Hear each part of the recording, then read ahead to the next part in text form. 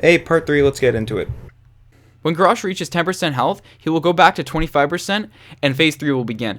Garrosh will only use the empowered version of the abilities from Phase 2. The mind controls are going to be your main issue in this phase, so communication is going to be a key factor during this phase. Because there's just so much happening, everyone needs to pay attention to the cast timers of Garrosh and act accordingly. People need to be calling out things like, I'm mind controlled, someone interrupt me. Just make sure you're all communicating very clearly and quickly, and you shouldn't have too much of a problem.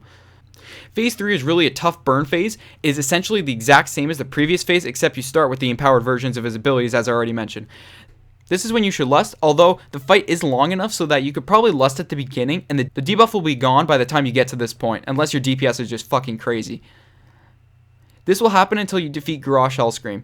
To reiterate all of this, because there's a lot of fucking information to retain, tanks during Phase 1, one should be on the boss in the middle of the room, and the other tanks that adds off to the side somewhere. During Phase 2 and 3, tanks will need to switch to deal the debuff caused by Gripping Despair.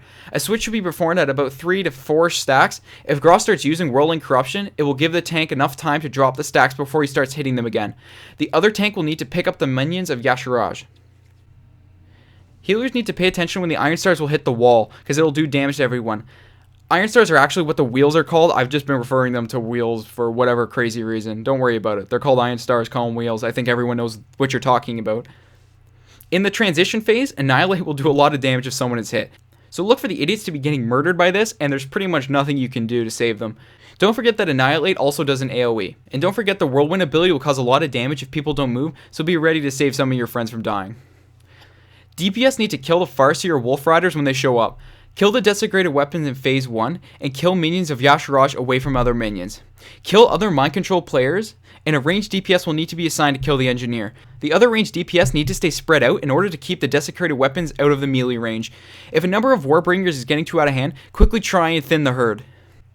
In Phase 1, everyone should be interrupting the Farseer's chain heal. During the transition phase, everyone should stack up on the ads to receive a buff. Also dodge Annihilate, which is used during the transition phase. That's all you need to know to end the terrible reign of Garrosh Hellscream. Thanks for watching, and good luck, adventurer.